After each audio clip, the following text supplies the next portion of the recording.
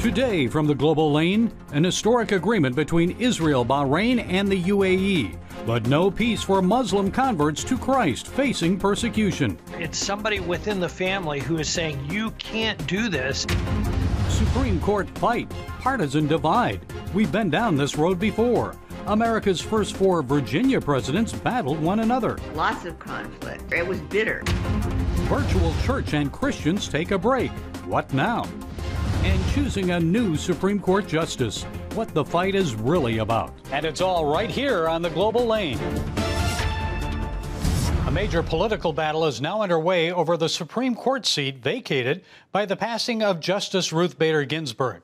But we've been down this path before, and there is precedent.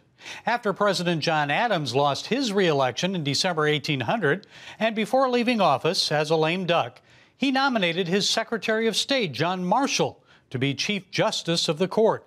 After a delay, Marshall was finally confirmed and sworn into office in February 1801. 1 month later, he swore in America's third president, Thomas Jefferson. This is detailed in the new book, Virginia Dynasty, 4 Presidents and the Creation of the American Nation. Well, joining us is the book's author, former Second Lady Lynn Cheney. Mrs. Cheney, it's a pleasure to have you with us. I read your book. I must say, as a student of American history, it's the first time the stories of these 4 Virginian presidents are told and their relationship detailed together in one book. Let's begin with the court. You mentioned Jefferson's dislike for fellow Virginian John Marshall, saying some differences were hard, if not impossible, to reconcile. That sounds a bit like the battle we're now in over a new Supreme Court justice. Now, you're a historian. This is nothing new, right? You mean the kind of conflict that we're experiencing now? And no, there were lots of fights between these 4 men and these 4 men and others. Lots of conflict. I wonder, it was bitter, and it was reflected in the newspapers, which were the media of the day. Jefferson once said he was so angry with newspapers. He said, you know, maybe I could get along with them if they would just create a separate section for lies.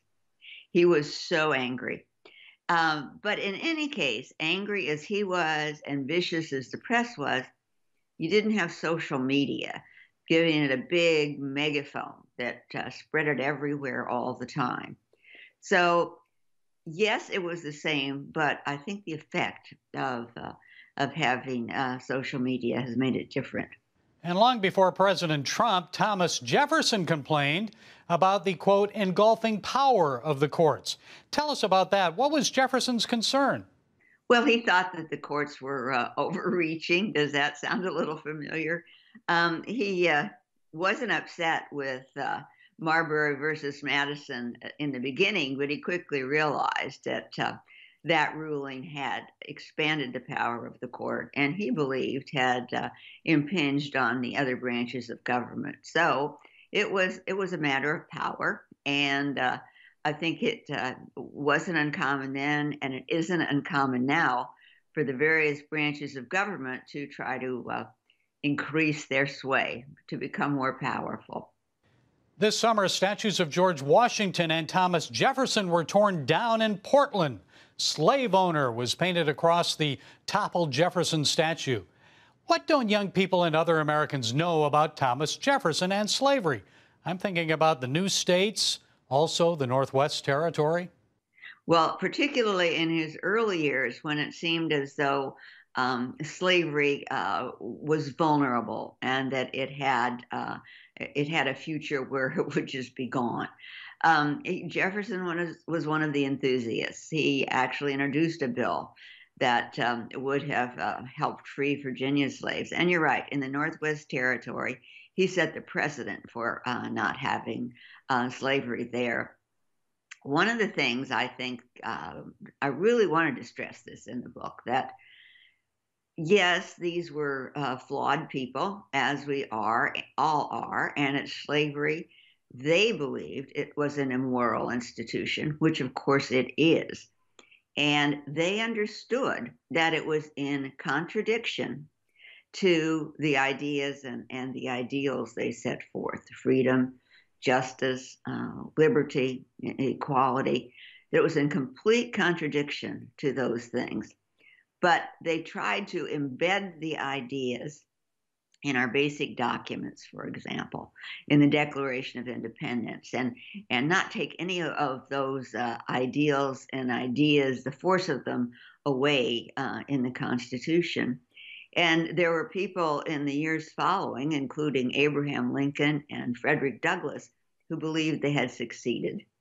So now I think we just have an oversimplistic idea of human beings and of the founders, and it is very damaging. This country was founded on high ideals, but I keep reading in texts that are intended for schools, for example, that our founding ideals were a lie when they were created.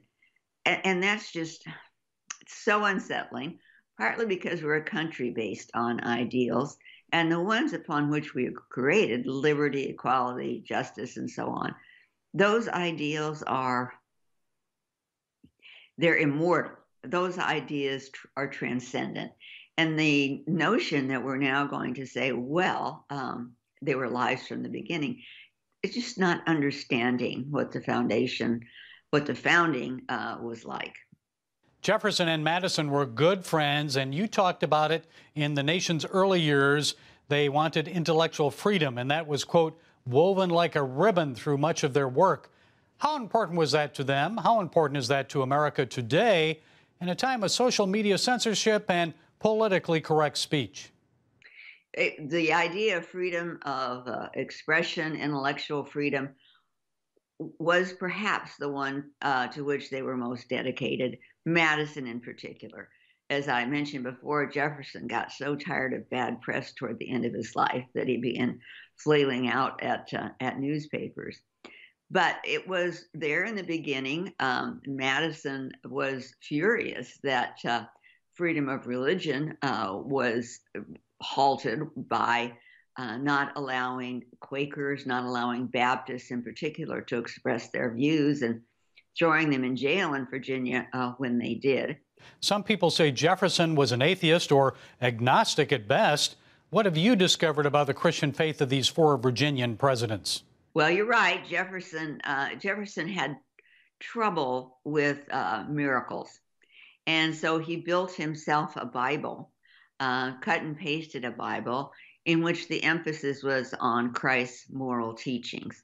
That seems admirable in a way. I wished he had believed in virgin birth, but he didn't. He did, however, adopt or tried to follow, or admired at least, the teachings of Christ. Madison always held church services. Washington went to church services, though he didn't take communion.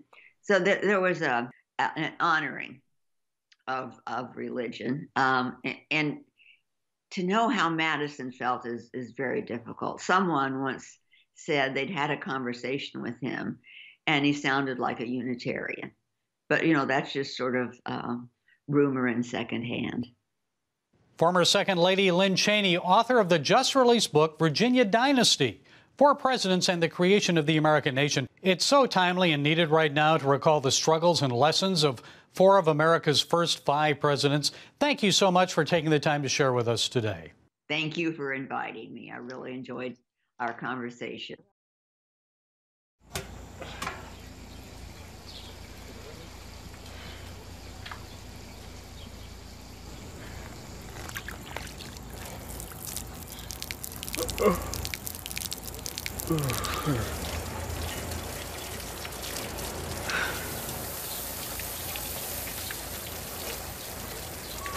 Life is better with a good night's sleep. Get your free DVD or booklet of Protect Your Sleep as the world watches from the outside. It's a big diplomatic tug of war here in the Middle East. Go inside the story with Jerusalem Dateline. Israeli archaeologists are talking about a discovery that could change the thinking about the Temple Mount. Join CBN Jerusalem Bureau Chief Chris Mitchell and get the biblical perspective on the events shaping the world. What starts in Israel then ends up going to other places. Watch Jerusalem Dateline Friday night at 9:30 on the CBN News Channel. Life. It's meant to be lived fully. Jesus said it. I came to give you life. Life to the fullest. Life in your family. Life in your finances. Life in your body, mind, and spirit. Life in your everyday.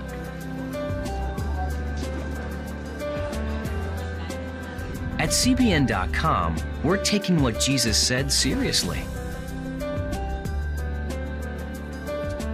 We're here to help you discover life. Life. Live it fully. CBN.com.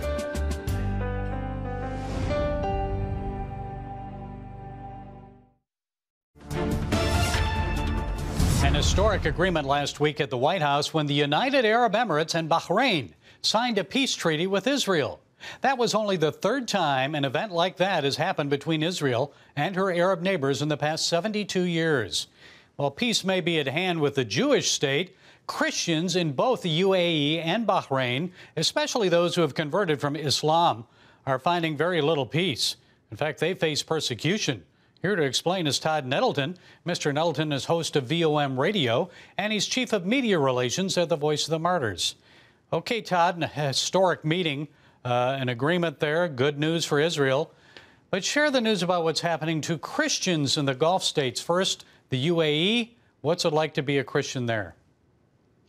Well, you're correct. This is good news. And as Christians, you know, we pray for the peace of Jerusalem, and so we celebrate this agreement. But as you say, Christians in the UAE face persecution, especially those who have converted from Islam. Now, typically in the UAE, it is not the government. It's not necessarily that the police come banging on their door. It's typically members of their own family who are enforcing the honor of the family. They're enforcing the fact that, hey, our family is Muslim. If you're not a Muslim anymore, you don't belong in our family. And so typically, that's the first line of persecution that new believers from an Islamic background would face in the UAE. And what about Bahrain? Are they similar? I know they have a large Shia Muslim population. Bahrain is very similar. It is typically at the family level where persecution starts. And again, it's a matter of honor. If someone in your family becomes a Christian, they have dishonored the family because the family code is we are a Muslim family. We don't have Christians here. And so it's your dad, it's your big brother, it's somebody within the family who is saying, you can't do this. You can't bring shame on us this way. Todd, in both countries, the government doesn't do much to prevent this, though. Are there any encouraging developments for Christians in either of these countries? You know, there are some encouraging developments. And as you say, the government in both countries kind of turns the other way. When a family takes care of what they would call a family problem, the government doesn't enforce the law. They don't worry about those kind of attacks. But there are some encouraging things happening, and particularly in Bahrain, which is available to Saudi citizens to come across and visit freely. There's no visa requirement. It's easy for them to come to Bahrain. And so it is a place where Saudis can be approached with the gospel, and they can be approached with a New Testament or a Gospel of John or just a gospel message. So there is gospel activity in both of these places, but as we've mentioned, especially for Muslim converts, there's a price to be paid for following Christ. And it's very sensitive work, is it not? Also online there. There's a lot on the line. They have to be very careful about how they go about ministry. A lot of the ministry that is happening, or a lot of the sort of open Christian activity, is among immigrants. It's people who are working in the country from different places around the world. And in the eyes of the authorities, it's okay for them to be a Christian. If, say, you're from the Philippines, okay, it's okay for you to be a Christian. But where you start to minister to the local people and start encouraging Muslims to hear about Jesus Christ, there's a lot on the line. Finally, Todd, one of VOM's most successful books, aside from Pastor Wurmbrand's Tortured for Christ, is Jesus Freaks, and I know you've just updated it. Now, tell us what VOM has done. It's kind of hard to tinker with success, isn't it? It is hard to tinker with success. Jesus Freaks by The Voice of the Martyrs and DC Talk is now just over 20 years old. And as you say, an amazingly successful book that impacted an entire generation of Christian young people. What we have done is updated about 30% of the material, brought some of the great stories from the last 20 years into the text, so that the people who read it maybe as teenagers 20 years ago, now they can give it to their teenagers and inspire the next generation to really live like Jesus Freaks, to do whatever Christ asks us to do, regardless of what the cost is required. Well, it's a great book. I'd recommend it to anyone. So how can they get a copy? The book releases the last week in October, and it will be available wherever books are sold. And Todd, how about VOM Radio? How can we hear that? Thank you for mentioning. VOM Radio is heard on about 1,000 radio stations across the country. It is also available as a podcast. And every week we talk to someone, either a persecuted Christian or someone who's involved in ministry in a hostile and restricted nation. And we hear their stories. We hear what's going on in these countries. And we always finish up with, okay, how can we pray? So we want to equip listeners to be prayer warriors on behalf of our persecuted brothers and sisters around the world. And you can find us at vomradio.net. There's also a place there where you can find a local radio station near you or links to subscribe to the podcast. And I've got to mention an NRB winner last year, correct? We did. We were named Radio Program of the Year. Actually, our first year broadcasting, which is kind of an amazing sign of God's favor, I think. It's certainly not a sign of my expertise, but really the ability to tell the stories of persecuted Christians, there just isn't that much like it on the radio. In fact, I would suggest there's nothing else like it on the radio. And as we share the stories of persecuted Christians, you know, the writer of Hebrews says, of whom the world was not worthy, literally people who are too good for this world. As we tell their stories and as we tell them well, I think listeners are drawn into that and their own faith is challenged and encouraged. Okay, Todd Nettleton, keep up the good work. From the Voice of the Martyrs, thanks so much for sharing your time and insights today, Todd. Thanks for having me, Gary. It's always fun to talk to you. Daddy? Yeah, buddy? How many nickels are in a dollar? There are 20 nickels in a dollar. How do birds fly? Does milk really make my bones stronger? Yeah. Daddy, when we die, will we go to heaven? Do you have the answer to life's biggest question? Call the 700 Club. We'll help you find answers to the important questions life brings your way. Watch breaking news, in-depth exclusive stories and programs from health to entertainment you won't find anywhere else. The CBN News Channel, a perspective you can trust. Enjoy credible news reporting from around the world. Discover inspiring programs and stories of hope, all in one place from a Christian perspective. The CBN News Channel, a perspective you can trust. To watch the CBN News Channel, download the app or visit cbnnewschannel.com. Hello, I'm Dr. David Perlmutter, board-certified neurologist and #1 New York Times bestselling author. Wouldn't it be great to boost your energy, eliminate brain fog, and even reverse brain disease? Well, you can, and I'm going to show you how, along with some of the world's most well-respected brain experts, in this DVD, Protect Your Brain. Get Protect Your Brain, a free DVD only from the Christian Broadcasting Network, featuring experts on the cutting edge of neuroscience and brain health. No matter how many times you've failed in the past, you really can do this. In Protect Your Brain, you'll discover simple strategies to keep your brain young and healthy. Improve your memory. Discover the gut-brain connection. In Protect Your Brain, get your free copy at cbn.com or call 1-800-700-7000. If you want to improve the quality of your life, get the DVD Protect Your Brain and get it today. If you're like me, during the past 6 months, you've probably attended church services online. You may have participated in video streaming of your Bible study or life group. New challenges are facing the church in the COVID-19 era. And what about afterwards? A Barna Group study finds that 1 in 3 practicing Christians are taking a break from church. Will that trend continue next year? Well, here to set us straight and how to handle all of this is Kristen Tete, product manager for Faith Life. So what should be done to keep churches vibrant? Well, there are a lot of things, Gary, that can be done to keep churches vibrant. First and foremost, we have to remember that we are the church. Church is not just a building. And so what you've done offline, you can do online. You can create vibrant, invitational online community. You need to have a space for that community. And so what we recommend is creating a Faith Life church group so that you can invite your people into community. Then you want to make sure that you can actually disciple your people online. And so we have some interesting stats coming out. You quoted a few of those stats that we're really looking at and studying at Faith Life. But what I think is really fascinating is another Barna stat, which says that 11% of practicing Christians are searching for spiritual topics online. Don't leave discipleship to a search engine. Make sure that you as the church are positioned to lead people through their spiritual questions. You got to have that place online to lead them through those questions. Yes, I'm thinking maybe Gen Xers are probably more in tune with that. So I'm sure some churches just aren't equipped, though, to do digital streaming. They think they need all these expensive cameras and lighting. So what can they do?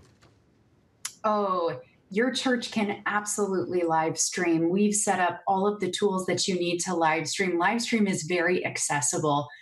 Our company, Faith Life, is happy to teach you how to live stream. We've been doing free training webinars all throughout COVID-19. In fact, our entire team shifted back in March. We all went home just like everybody else and started working from home and started doing webinars around the clock just to teach you how to use technology. Another factor is, for many churches, people just aren't in the pews. They're not giving, or giving is reduced because of COVID-19. How do they survive that? What is Faith Life advising?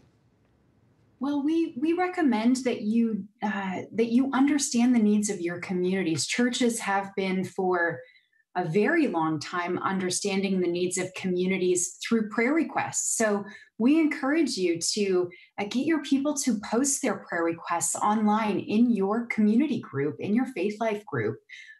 And also, of course, through text messaging. I mean, stay connected with your community in all of the ways that you normally would, but add that added layer of asking them to post prayer requests so that you can understand the need. But then you need to actually respond to that. So you can set up a time-limited fund to meet needs. A lot of churches right now we're seeing set up COVID-19 relief funds. You can do that through Faith Life Giving, but your people need a place online in order to respond.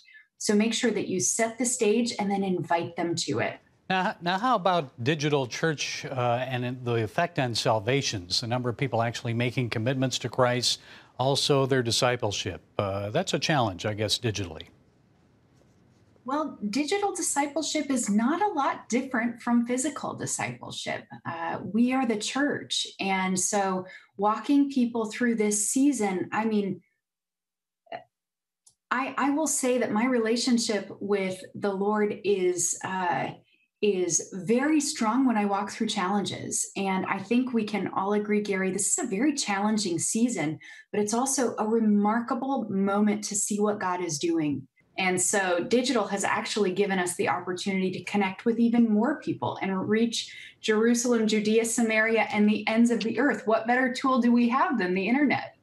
And some people may find it easier to actually share their faith online than they would in person. Okay, Kristen Tete of Faith Life, thanks for setting us straight today. Absolutely. Thank you for having me. Come home to the sounds of Southern Gospel from CBN Radio. You'll enjoy a rich Southern blend of bluegrass, classic gospel, and Southern gospel favorites like the Gaithers, the Crab Family, and bluegrass sounds like Mountain Faith. So make yourself at home with the all-new CBN Southern Gospel, now available at cbnradio.com.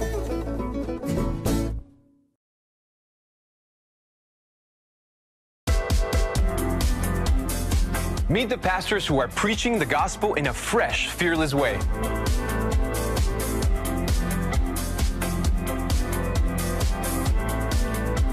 I'm Roberto Torres-Cedillo. Join me each week for Next Gen Voices.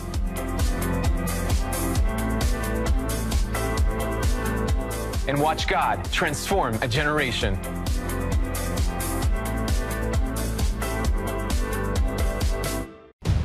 Prophecy thousands of years old. We were called to be a light to the world. Being fulfilled today.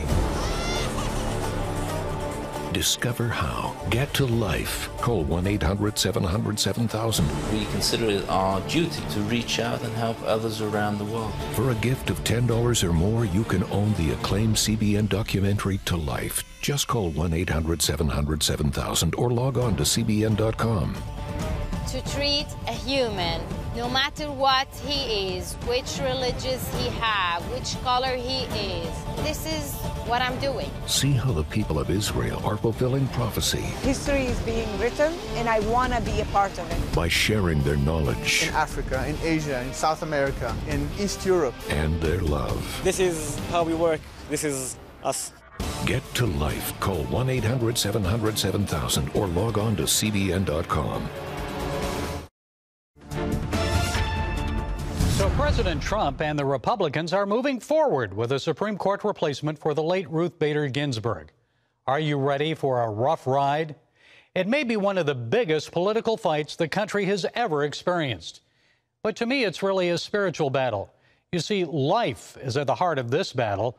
First when Democrats opposed Justice Brett Kavanaugh, and now with the latest court appointee. Judge Amy Coney Barrett is certainly an example of someone who advocates life in America. Instead of choosing an abortion, ACB, that's what I call her, not to be confused with AOC, Judge Barrett chose to give birth to a Down syndrome child. She has also adopted 2 children from Haiti. What a stellar example for us all, an American judge who actually values children and life and walks the walk. Mrs. Barrett is motivated by her Catholic faith, and because of that, she came under fire from Senator Dianne Feinstein during her U.S. Court of Appeals confirmation hearing in 2017.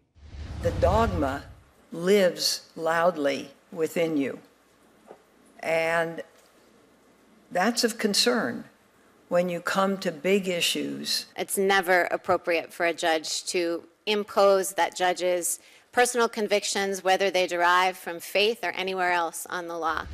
Ooh, the dogma lives loudly in you. What does that remind you of?